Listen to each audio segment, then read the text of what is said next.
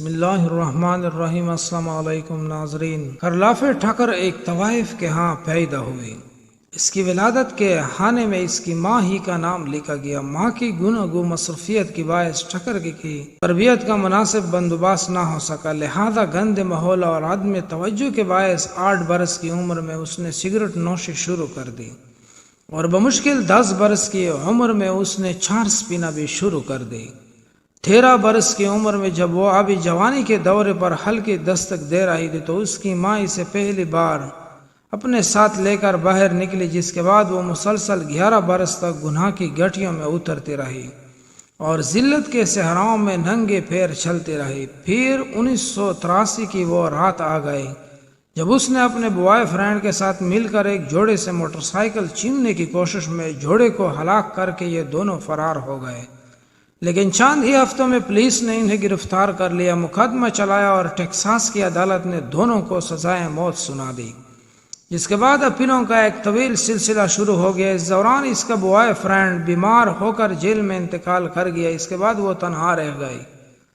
Jail حکام کو اس حادثے کا کوئی علم نہیں تھا جس نے اس کی زندگی کا رخ ہی بدل دیا تھا۔ وہ لڑکی جو بات بات پر جیل انتظامیہ کو ننگی گالیاں دیا کرتی تھی، وہ اچانک اپنا زیادہ تر وقت بائبل کے مطالعے میں گزارنے لگی۔ وہ نشئی عورت جو ہر وقت سگریٹ اور شراب کا مطالبہ کرتی تھی، اب زیادہ تر روزے سے رہنے لگی اور اب اللہ اور اس کے مسیح کے سوا کسی چیز کا نام نہیں لیتی تھی۔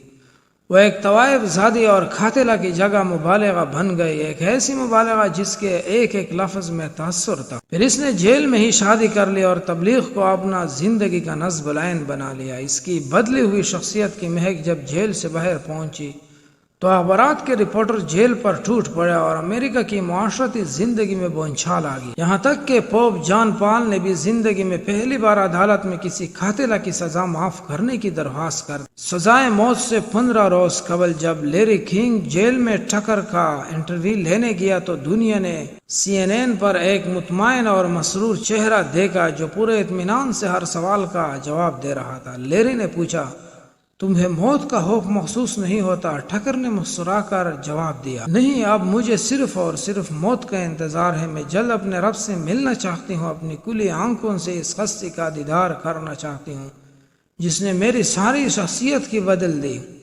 انٹرویو نشر ہونے کے دوسرے روز پورا امریکہ نے کہا، نہیں، یہ وہ ٹھکر نہیں ہے جس نے 2 معصوم شہریوں کو قتل کیا تھا، یہ تو ایک فرشتہ ہے جو صادیوں بعد پیدا ہوتا ہے، اور فرشتوں کو سزائے موت دینا انصاف نہیں، ظلم ہے۔ رحم کی appeal Texas board of pardon and payroll کے سامنے پیش کی گئی۔ 18ویں رکنی اور بورڈ نے کیس سننے کی تاریخ دی تو 2 ممبروں نے چھٹی کی درخواست دے دی، جبکہ باقی 16 ممبران نے سزا معاف کر دینے سے انکار کر دیا۔ بورڈ کا فیصلہ سن کر عوام سڑکوں پر آ گئے اور ٹھکر کی درخواست لے کر ٹیکساس کے گورنر جارج بوش کے پاس پہنچ گئے۔ امریکہ کے معزز ترین پادری جسے جیکسن نے بھی ٹھکر کی حمایت کر دی تھی، گورنر نے درخواست سنی۔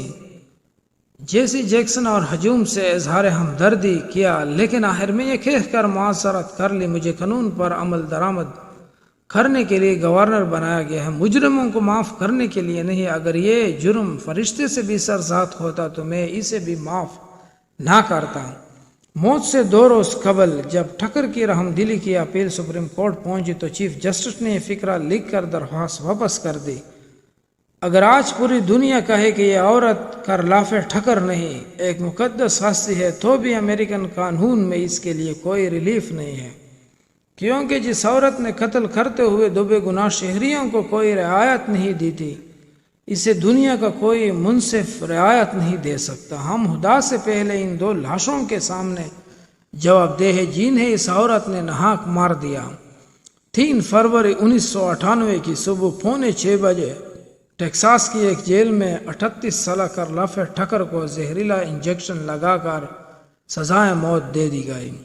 4 فروری کو جب CNN سے کرلاف ٹھکر کی موت کی خبر نشر ہو رہی تھی تو میں نے اپنے ضمیر سے پوچھا، کیا وہ معجزہ ہے جو امریکہ جیسے سڑے ہوئے بیمار معاشرے کو زندہ رکھے ہوئے تو حافظ میں حضرت علی رضی اللہ کا قول ہے زریں چمکنے لگا، معاشرہ کفر کے ساتھ تو زندہ رہ سکتے ہیں لیکن ناانصافی کے ساتھ نہیں۔ جو عدالت عوامی احتجاج یا حکمرانوں سے متاثر ہو کر اپنے فیصلے بدل دے تو وہ عدالت نہیں بدبانی کشتی ہوتی ہے جس کی منزلوں کا تعین ملاح نہیں ہوائے کرتی ہے۔